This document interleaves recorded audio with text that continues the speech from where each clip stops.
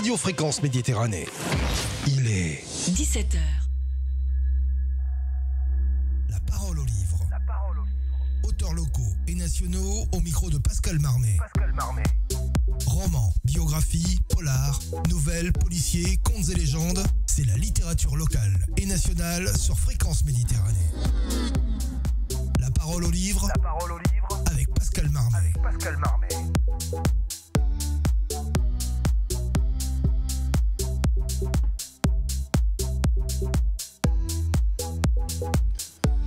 Bonjour chers amis, aujourd'hui nous sommes en direct et j'ai le plaisir de recevoir dans La Parole au Livre le live mon ami Philippe Ken qui vient de sortir un livre très intéressant puisqu'il s'appelle Le souffle des passions aux éditions Hello Éditions. Bonjour Philippe. Bonjour Pascal. Alors on se connaît un petit peu puisqu'on s'est croisés sur de nombreux salons. Oui. Et puis on fait partie tous les deux des rencontres francophones organisées par Sandrine Mérez. Voilà.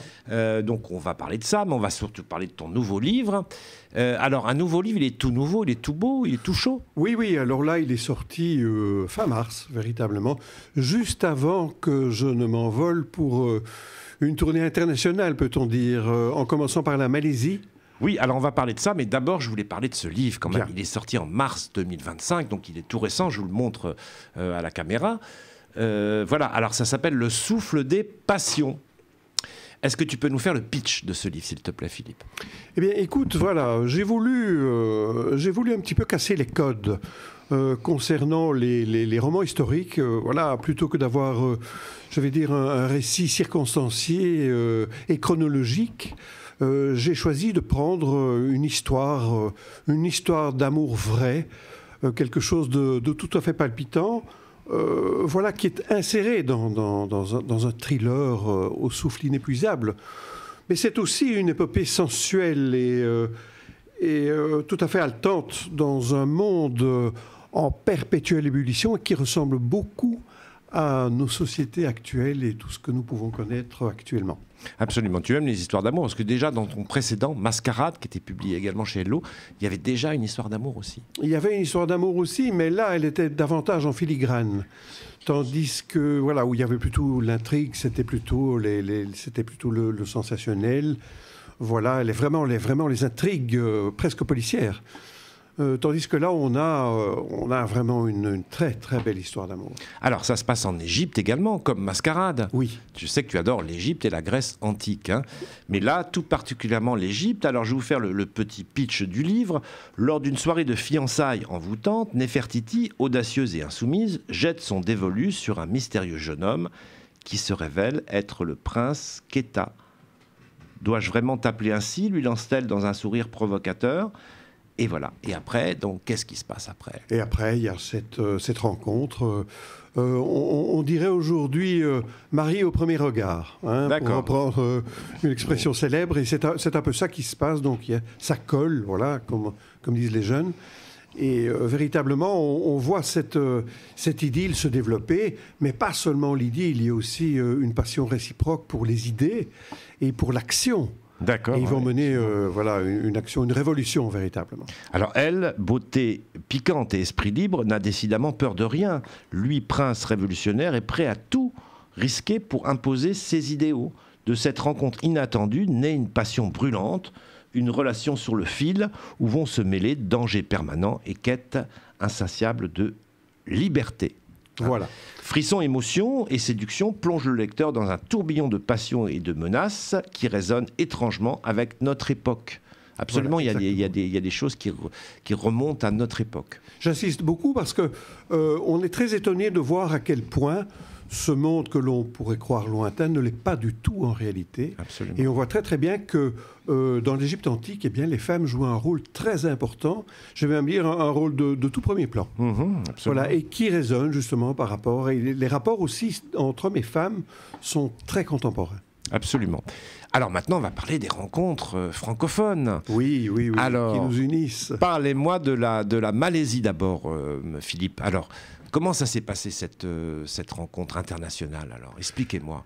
Eh bien, donc, j'ai gagné la Malaisie où j'étais attendu, notamment par les autorités consulaires et diplomatiques. Ouais. Bon, mais aussi voilà, d'autres personnes comme Pomme Érantrand, qui est la responsable pour l'Asie, en fait, de rencontres des auteurs francophones, et qui avait, elle, organisé des rencontres. J'ai parlé aux enfants, par exemple, au lycée français de Kuala Lumpur, mais j'ai fait des conférences aussi, on a fait des signatures, on a été reçus véritablement comme des rois là-bas, et c'était une expérience tout à fait extraordinaire, avec l'Alliance française également, je précise. Alors, comment ça se passe? Alors, tu es parti, puisqu'on se tutoie, puisqu'on se connaît bien. Oui, hein, c'est vrai qu'à l'antenne, parfois, je vous vois mes invités. Mais là, nous, on se connaît depuis pas mal de temps. On fait beaucoup de salons ensemble. Donc, comment ça se passe? Alors, tu prends l'avion avec ton épouse, vous arrivez là-bas. Alors, vous êtes attendu? Oui, on est attendu, on est pris en charge. On était logés, j'allais dire logés, nourris, blanchis, c'était presque ça. Dans un cadre tout à fait idyllique. Hein. Ça, c'est le cadre de l'Asie du Sud-Est, tout à fait merveilleux, dans une végétation luxuriante possible. Donc, c'était vraiment extraordinaire. Vous avez transité par Dubaï, non? On a transité par Dubaï, oui, tout à fait. Donc, vous êtes arrivé... On a fait un stop à Dubaï. Direct après, Kuala Lumpur, en Malaisie, je vous rappelle. Voilà. Donc, moi, je connais parce que je suis allé faire une escale en Malaisie, mais c'était en 2020, donc il y a pas mal de temps. C'est une ville très contemporaine, avec beaucoup de gratte-ciel et tout, etc. J'ai même été assez surpris quand j'ai visité Kuala Lumpur. Oui. Le visiteur est très surpris parce que c'est très moderne, c'est assez grand, énormément de tours, évidemment, parmi les plus grandes au monde, hein, les plus hautes au monde. Et les gens sont vraiment bouleversés de voir à quel point cette ville est quand même merveilleuse, parce que nichée dans la verdure. Absolument. Aussi. Donc la forêt tropicale est tout autour de nous. Donc c'est vraiment... Alors, comment ça se passe? Alors, vous arrivez à l'aéroport, vous êtes pris en charge, vous allez à votre hôtel. Et après, alors, comment ça se passe? Les conférences, elles sont déjà prévues? Comment ça se passe? Alors là, nous étions logés donc, chez l'habitant, et très très bien d'ailleurs. Et puis, nous avons eu les conférences, nous avons eu les signatures. Nous avons beaucoup travaillé avec un libraire français, d'ailleurs, aussi, qui s'occupe de toute l'Asie du Sud-Est. Donc, voilà, il y avait des motivations, je vais dire, tout à fait concrètes à nous retrouver là-bas aussi. D'accord. Alors, tu avais amené tes livres dans la valise ou comment ça s'est passé? Eh bien, le libraire là-bas s'occupe donc d'acheter les livres, donc, et les commander. De permettre de les commander, voilà, et ça permet donc aux auteurs d'être libres, je vais dire, au niveau des dédicaces et des signatures, les bagages aussi, pour commencer, oui, bien sûr. Donc c'est tout à fait intéressant. Non, et c'est un vrai salon du livre. Il y a d'autres auteurs. Vous étiez combien? Nous étions une vingtaine. Ah, quand même. Nous étions une vingtaine, oui, oui. Avec un engouement du public absolument extraordinaire. Et j'oserais même presque dire qu'on nous attendait. Presque. Et alors, donc, tu as vendu beaucoup de livres là-bas? Oui, énormément. Avec des dédicaces, mais que des Français. Oui. Ah oui, ils sont regroupés. Ah oui, c'est un salon du livre français qui est organisé aussi avec le concours de l'Alliance française. Ah oui, d'accord. Okay. Voilà. D'accord. Et alors, donc la Malaisie, Kuala Lumpur, c'était quand ça? C'était au mois de mars? Là, c'était au mois de mars. C'était au mois de mars. Et ensuite, il y a eu New York. Alors, explique-nous New York. Expliquez au public, aux auditrices et aux auditeurs de Radio Fréquence Méditerranée qui nous écoutent aujourd'hui sur Menton et ailleurs, parce qu'on est écouté aussi au Canada. Hein, explique-moi un peu comment ça s'est passé New York, alors. Alors, New York, voilà, c'était tout aussi flamboyant que l'asile, la Malaisie, en ce sens que voilà, on était donc dans le groupe des auteurs francophones avec Sandrine Mérès-Cucurutz et son mari Rod. Ah, elle était venue, d'accord. Pas qui était là présent aussi. En Malaisie aussi, elle était là? Non, elle n'était pas présente en Malaisie. D'accord, elle était présente à New York. À New York. Et donc, elle nous avait concocté tout un programme très, très important, très détaillé. On a été reçus aux Nations Unies, par exemple. Donc ça, c'est quand même... Ouais, c'est plutôt sympathique. C'est plutôt sympathique. Hein. Ouais. Tout le monde n'est pas reçu aux Nations Unies. Je n'ai pas cette chance, mon cher Philippe. Voilà. Je n'ai pas cette chance. Mais peut-être l'année prochaine, je serai à New York. Je ne sais pas. On était aussi reçus dans la maison de la francophonie. Voilà. Donc, c'était quand même quelque chose d'assez extraordinaire. On a rencontré beaucoup des diplomates, évidemment, mais on a rencontré tout un public francophone aussi, très nombreux à New York. Et il y avait beaucoup d'auteurs à New York, un peu plus que la Malaisie, un peu moins? Il y en avait un petit peu plus, mais c'était un peu similaire. Et c'est pareil, tu as vendu beaucoup de livres là-bas? Oui. Et qu'un public francophone? Avec un public francophone, mais pas que. On va dire aussi un public francophile. Ah oui, d'accord. Voilà. Okay. Donc c'est un petit peu différent. Donc on a rencontré des Américains qui étaient très, très intéressés par la littérature française. Oui, puis ils parlaient français aussi, certains parlaient français. Oui, mais certains aussi voulaient s'améliorer, améliorer leur la langue, développer leurs connaissances. Voilà. Donc il y a beaucoup d'intérêt. Donc là, le prochain salon, nous irons ensemble parce que c'est à la Ciotat. Expliquez-nous un petit peu la Ciotat. Alors, ça s'appelle Livre en scène et ce sera le 8 et 9 juin 2025. Voilà. C'est-à-dire très bientôt, juste après le salon de Nice. J'irai à la Ciotat. Voilà. Alors là, comment ça va se passer à la Ciotat? C'est une rencontre avec des professionnels du cinéma? Oui, c'est un petit... Bon, là, c'est une expérience toute nouvelle. Hein. Oui, absolument, c'est un nouveau salon. Ni toi ni moi ne savons exactement ce que nous allons découvrir. Peut-être tu as des infos que moi je n'ai pas, c'est pour ça que je voulais les partager avec nos auditeurs de Radio Fréquence Méditerranée. Tu connais très bien Sandrine, absolument. Qui nous concocte toujours des programmes absolument délicieux. Et je crois que là, encore une fois, elle va nous faire beaucoup de surprises. D'ailleurs, je l'ai reçue dans cette émission, La Parole au Livre, le live, il y a quelque temps, Sandrine Meretz-Kukurutz. On l'a reçue pendant une demi-heure. Elle nous a parlé des rencontres francophones donc à travers le monde.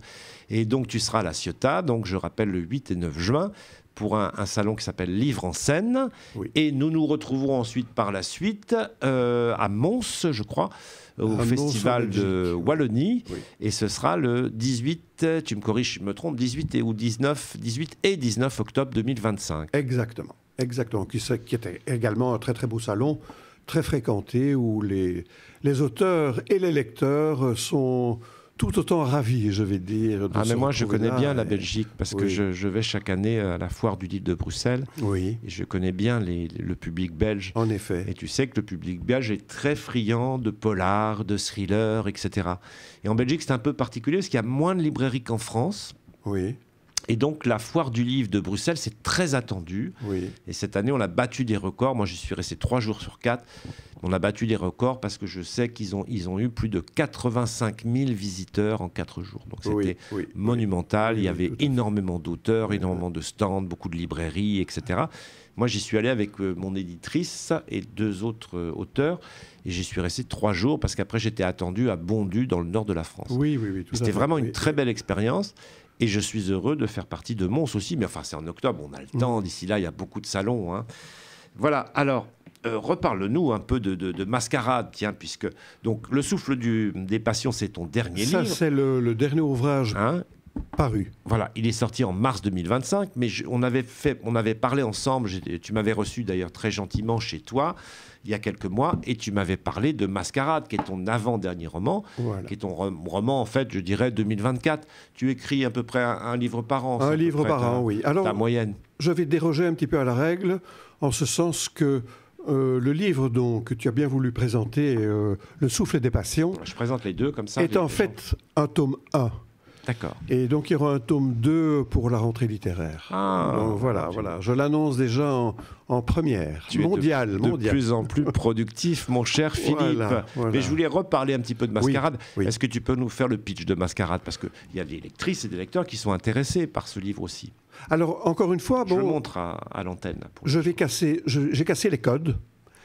C'est un thriller historique, véritable, où je montre un moment de crise bien particulier dans lequel vont s'engouffrer en fait 2 femmes et 2 hommes. Encore une fois, pourquoi 2 femmes? Parce que dans l'Égypte pharaonique, les femmes avaient un pouvoir pratiquement égal aux hommes et en usaient et en abusaient même parfois. D'ailleurs, on voit l'un de ces personnages est tout à fait intéressant. C'est une femme qui va se mettre en danger véritable pour essayer de capter ce pouvoir à tout prix. Donc, personnage de roman tout à fait extraordinaire où l'intrigue abonde. Voilà, et avec des références historiques et tout, etc. Parce que je vais rappeler après qui est Philippe Ken. Vas-y. Je voudrais le préciser. C'est l'historien, en fait, qui écrit les romans. D'accord. Donc, ça veut dire que le fond, ce sont des histoires vraies. Voilà. Je veux dire le roman ou le thriller ou la romance, dans le cas du souffle des passions, c'est le ciment. Absolument, mais c'est un petit peu comme comme ma collection aux éditions du Rocher, le roman du parfum. Si tu veux, pour faire passer un message historique au grand public, j'ai dû inventer une petite histoire, en fait, pour raconter aux gens la grande histoire. Donc tout est vrai au niveau histoire. Et puis il a fallu faire passer une petite romance. Mais là, toi, c'est différent. C'est vraiment le cœur, c'est vraiment du thriller. Oui, tout à fait. Mais historique, encore une fois, je précise. Et mes lecteurs, finalement, sont assez étonnés. Certains sont assez étonnés parce qu'ils découvrent quelque chose de tout à fait nouveau. Il n'y a pas tellement de thrillers historiques, il n'y a pas tellement de romans historiques, il n'y en a pas beaucoup. Et les gens découvrent un genre finalement très contemporain. Alors, ils sont très étonnés. J'ai une question qui me brûle les lèvres là, depuis tout à l'heure, parce que tu sais que j'écris des polars. J'ai une série du commandant Chanel. Ça se passe aujourd'hui ou ça se passe hier. En fait, mon prochain, ça se passera en 1978. Mais mes livres se situent entre 2015, 2016, 2017, donc dans un passé assez proche. Je voulais savoir, comme tu es là ce soir, aujourd'hui, avec moi, dans la parole au livre, si jamais il y avait un crime en Égypte ancienne, comment ça se passait? Est-ce qu'il y avait des formes de police? Est-ce qu'il y avait des enquêteurs? Voilà, comment ça se passait? Oui, il y avait une police. C'est intéressant. Il y avait la police qui était une police nubienne et qui était fort efficace. Alors, le rapport de la vie à la mort était très différent dans l'Égypte antique. Oui, je connais. Donc, il n'y avait pas cette psychose morbide que l'on connaît aujourd'hui dans notre monde et dans bien des ouvrages, forcément, puisque c'est le reflet de notre époque. Voilà, absolument. À cette époque-là, donc, on mourait naturellement, entre guillemets. Donc, le fait de décéder, que ce soit naturellement ou pas, parce que souvent, on empoisonnait pas mal aussi. Cette époque-là. Parce qu'il y a beaucoup de débats. Justement, on a reçu notre ami Alexandre Scholder il y a une quinzaine de jours. Et on a parlé d'Alexandre le Grand, bien sûr, puisqu'il a écrit un livre sur Alexandre le Grand. Oui. Et il m'a dit, alors je vais vérifier avec toi, il a été assassiné, Alexandre le Grand. Oui, alors très que probablement. Tous les historiens racontent dans leurs livres qu'il aurait succombé à une maladie, etc. Non, je ne pense pas. Je pense que Alexandre le Grand était un trop grand personnage pour ses généraux, qui en avaient assez de parcourir le monde. Ils voulaient jouir de leur fortune nouvelle. Alors qu'Alexandre, lui, la fortune ne l'intéressait pas en tant que telle. C'était un vrai conquérant. C'était le pouvoir qui l'intéressait. Le pouvoir. Mais revenons à ce polar égyptien, si tu veux bien. Donc, comment ça se passait? Donc, il y avait vraiment des enquêtes Oui, il y avait des enquêtes. Et s'il y avait des preuves, est-ce qu'ils vérifiaient un petit peu comme la police d'aujourd'hui? Enfin, pas d'aujourd'hui, bien sûr, mais il y a quelques siècles. Est-ce qu'il y avait une prison? Est-ce que les gens étaient condamnés? Est-ce qu'il y avait des tribunaux? Non, je pense que c'est très semblable, en réalité, à ce que nous faisons aujourd'hui. Sinon, évidemment, les méthodes étaient semblables. Bien entendu, il n'y avait pas de police scientifique à cette époque-là. Bien sûr, ça, je m'en doute. Mais en dehors de ça, non, c'était tout pareil. Et malheur aux coupables à cette époque-là, puisque les sanctions étaient... La peine de mort soit la peine de mort, soit l'ablation d'un membre, souvent les mains. Un voleur, par exemple. Un voleur, c'était les mains, oui. Un voleur, c'était les mains, oui. Ou le nez coupé, les oreilles coupées. Donc, c'était des sanctions qui étaient dissuasives. D'accord.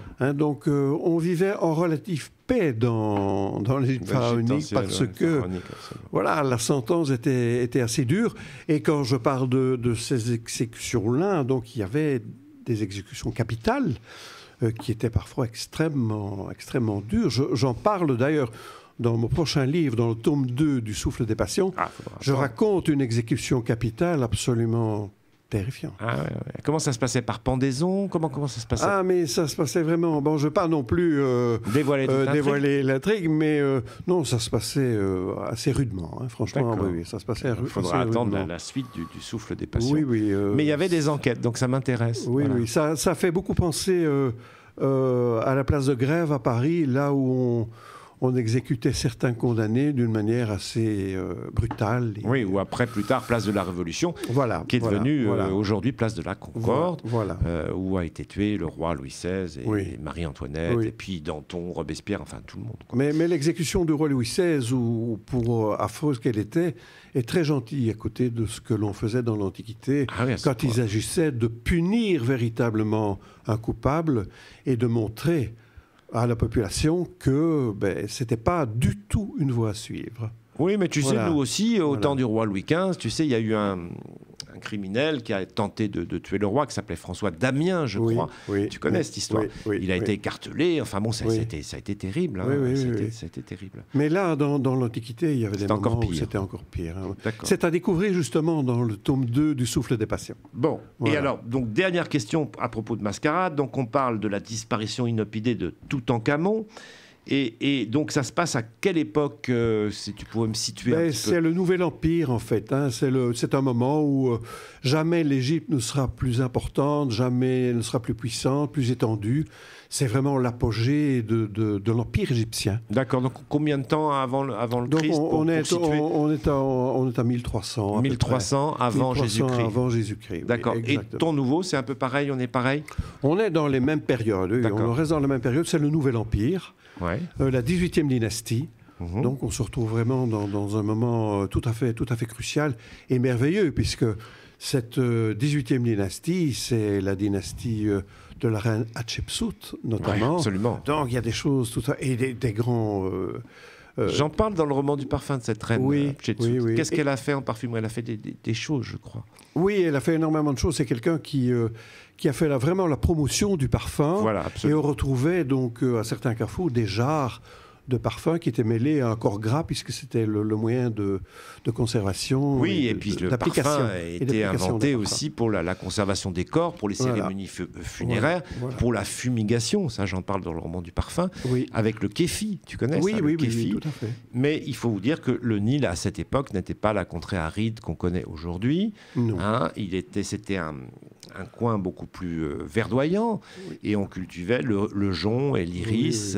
Tu me reprends si je me trompe. Non, le jonc, il se cultivait tout seul au bord de l'eau, hein, au bord du fleuve. L'iris. Mais l'iris aussi. Et d'autres fleurs. D'autres fleurs également. Comme la fleur de lotus, bien entendu, hein, dans toutes ses déclinaisons. Et le bleuet aussi, très étonnamment, le bleuet. Absolument. Donc, on avait toutes sortes de choses et on faisait des bouquets avec... les bleuets lors des inhumations, justement, on agrafait un petit bouquet de bleuets sur la poitrine de la momie. Oui, absolument. Donc, et on prenait des bandelettes de lin qu'on imprégnait de parfum. Pour une personne de rang moyen, ça pouvait être 500 mètres de bandelettes. Et pour un pharaon, plus de 1500 mètres, 1000 mètres, j'ai entendu, de bandelettes. Donc vous imaginez ces prêtres, embaumeurs, parfumeurs qui travaillaient pour l'Égypte. C'était absolument incroyable. Et on faisait des couronnes de fleurs, on ne s'imagine pas, mais les mêmes couronnes qu'on a aujourd'hui. Hein. Donc on peut les voir aux grands musées égyptiens, au Caire.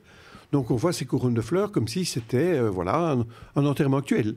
D'accord, donc je vous invite, chères auditrices et chers auditeurs de Radio Fréquence Midi. Le temps passe vite avec toi. Oui. Hein. Le temps passe vite parce que j'ai encore mon questionnaire de Bernard Pivot à faire. J'ai encore beaucoup de choses à te demander. Donc je vais rappeler donc, le dernier livre que je vous invite à vous procurer. On le trouve un peu partout en librairie. Hein. Oui. Je crois qu'on peut te trouver sur les réseaux, bien sûr, mais on peut te trouver aussi peut-être au Mandarin Roquebrune ou ici à Menton. Donc je rappelle le souffle des passions. J'avais dit le souffle du vent, mais je m'étais trompé sur Facebook. Hein. Le souffle des passions. Oui, parfaitement. Donc voilà, tu me l'as rappelé en passant, c'est gentil. Parce que tu sais, je reçois un invité par semaine, donc parfois je vous invite à acheter ce livre, à le dévorer, parce que c'est un gros pavé. Là, tu nous as écrit quand même presque 400 pages. Hein. Un peu plus de 400 pages. C'est un vrai thriller historique. Oui, mais il fallait cette épaisseur-là parce que justement, il y a énormément d'intrigues qui se développent et historique. C'est ça qui est le meilleur, je vais dire presque. Donc enveloppé dans cette romance et ce thriller.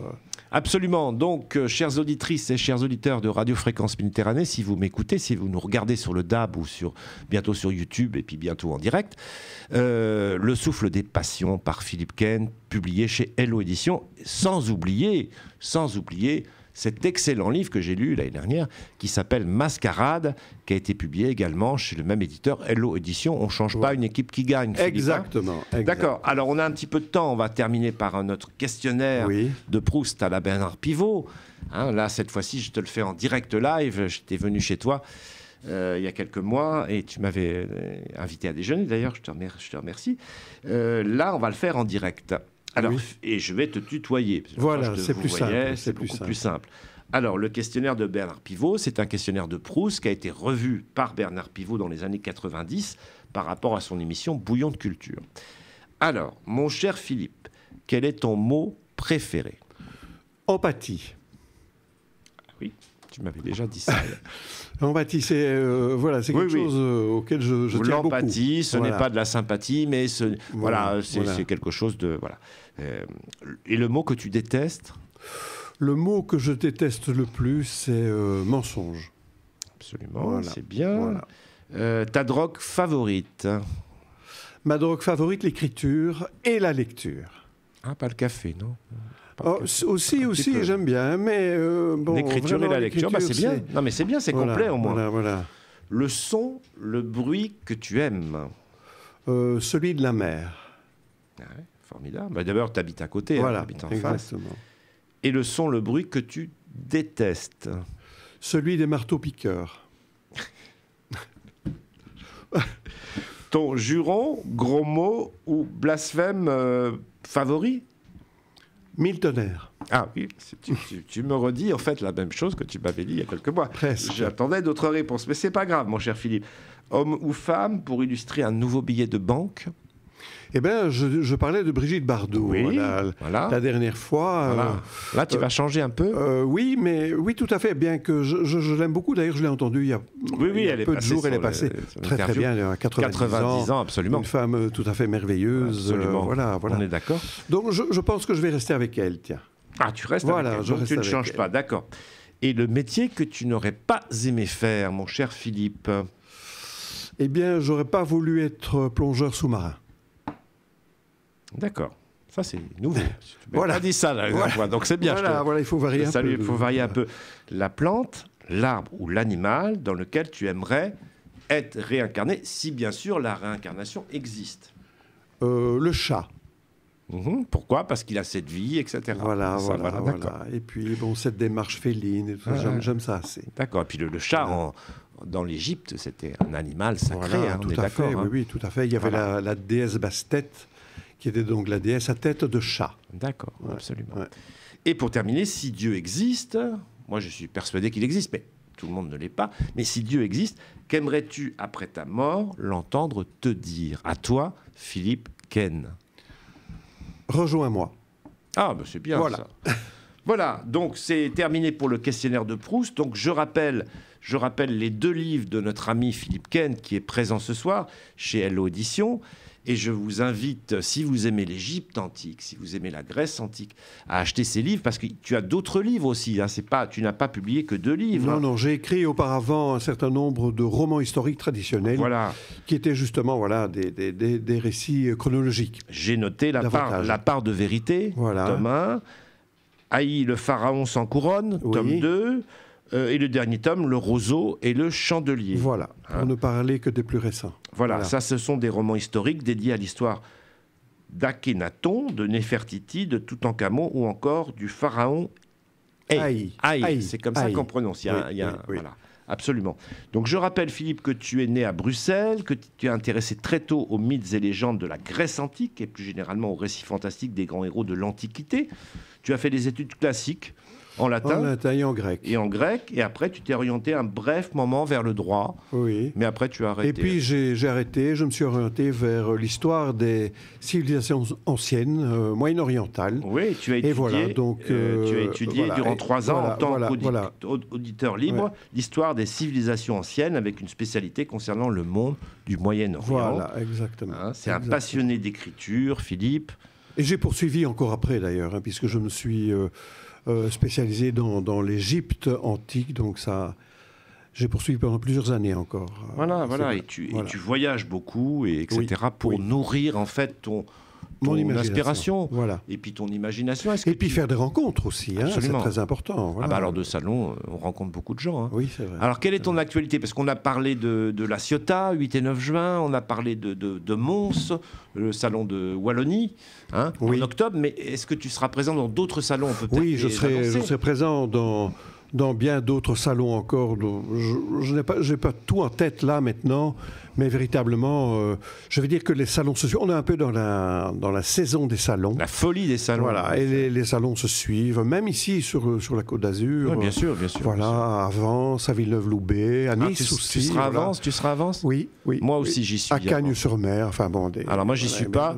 Alors, Alors moi, je vous annonce, chères auditrices et chers auditeurs de Radio Fréquence Méditerranée, pour ceux qui veulent me voir, acheter le roman Chanel ou d'autres romans, vous pouvez me voir dimanche 18 mai au Festival du Livre de Hyères, qui s'appelle la Fête du Livre de Hyères. Le 24-25, je serai à Marseille pour le Printemps du Polar. Et à la fin mai, je serai à Nice pendant 3 jours, 31, 1er et 2 juin. Et toi, le 24, tu seras au salon de Cagnes-sur-Mer. Je serai au salon de Cagnes-sur-Mer et ce samedi, je serai donc... comment s'appelle cette île juste en face de Marseille Voilà. Voilà. Il m'avait invité, mais j'ai pas pu parce que j'étais à Hyères. Oui. En fait... Porquerolles. Porquerolles. Oui. Ah d'accord, il y a un salon à Porquerolles ? Oui.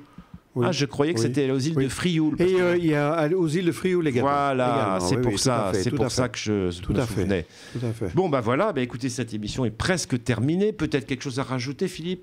Mais écoute, je te remercie beaucoup, en tout cas, Pascal, de m'avoir reçu et de m'avoir permis d'échanger un petit peu donc, avec toi et à travers toi, les auditeurs, bien entendu. C'est un plaisir. On a parlé de ton parcours, on a parlé de tes derniers livres. Voilà. Je vais les rappeler encore une dernière fois et après, je vous invite à les acheter parce qu'ils sont vraiment formidables. Mascarade, donc publié l'année dernière en 2024 aux éditions Hello Éditions. Et puis le tout dernier livre, tout nouveau, tout beau, tout chaud, qui est sorti au mois de mars. On est au mois de mai, ça fait 2 mois. Voilà. Il est tout nouveau. Il s'appelle Le souffle des passions, toujours publié chez Hello Éditions. Donc je vous recommande ces 2 livres-là. Et puis si vous voulez en savoir un peu plus sur Philippe Ken, Philippe, je crois que tu as un site internet. J'ai un site internet. Vas-y, tu peux me le citer. Donc c'est www, bien sûr, Philippe Ken tout attaché et en minuscule.fr. Voilà, et on peut te retrouver aussi sur le site de l'éditeur, je suppose. Bien entendu. Est-ce que tu as le site de l'éditeur ? Oui, donc j'ai helloédition.fr, tout attaché également. Tout attaché, les 3 W avant, voilà, je suppose. 3 W avant, voilà, donc et puis vous pouvez aussi aller dans une de nos librairies sur Menton, à la Maison de la Presse, à la librairie de la Presse. Et chez les Mandarins, bien sûr, à Roquebrune, et puis on va tous les citer. Et puis à Monaco également, chez notre ami Laurent, où je suis allé souvent signer, dédicacer des livres. Oui. Voilà, à Monaco à la également. librairie Alphabet. Librairie Alphabet. Voilà, donc chers amis, je vous dis à très bientôt, parce que je crois qu'au mois de mai, on n'a plus d'autres émissions, La Parole au Livre, le live. Donc nous nous retrouverons en mois de juin. En revanche, mes chroniques, ça continue chaque semaine, 10 minutes chaque semaine, La Parole au Livre, la chronique, et je reçois donc maintenant, nous nous reverrons en juin. Donc merci Philippe. Et merci Pascal. À très bientôt sur un de nos salons, parce qu'on va se revoir bientôt, on va se revoir en juin. Très bientôt même. On va se revoir à la Ciotat, à Livre-en-Seine, on va se revoir à Vence, le 14 et 15, etc. Donc on aura l'occasion de parler de cette émission, que tu peux partager bien sûr sur tes réseaux. Et puis d'autres projets, parce qu'avec Sandrine Mérès-Cucurutz, on n'arrête pas d'avoir des nouveaux projets. Ah non, elle a une imagination absolument débordante, et puis c'est une organisatrice hors pair. C'est quelqu'un qui véritablement, elle dit et puis elle fait les choses de manière très ordonnée, très efficace. Est-ce que tu seras à Monaco aussi cette année ? Je serai à Monaco également. Ce sera le 5, le 6 et le 7 septembre 2025. Je vous l'annonce en primeur. Très beau salon également, où sur ces rives ensoleillées, la Méditerranée, et ce cadre absolument unique de Monaco. Voilà, nous croiserons là-bas Laurent Solaire, comme chaque année. Nous croisons notre ami Yvon Bertorello, Philippe Ken et moi-même. Voilà, donc cette émission est terminée. Je vous remercie beaucoup de nous avoir écoutés, de nous avoir regardés sur le DAB ou sur Facebook ou sur Internet. Et puis à très bientôt pour une nouvelle émission. Au revoir Philippe et merci. Au revoir Pascal, merci à toi. DAB+, Web, iPhone et Android. Fréquence Méditerranée.